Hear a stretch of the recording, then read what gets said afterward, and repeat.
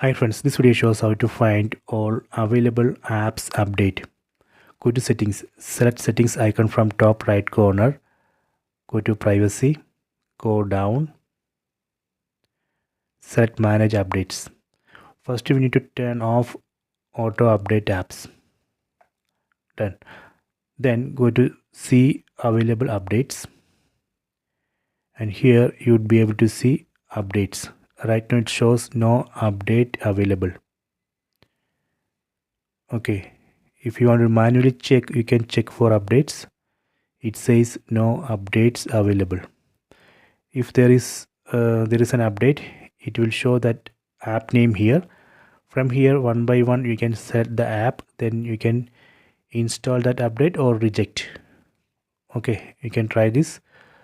I hope you have enjoyed this video. Please subscribe this channel. Please like and share the video.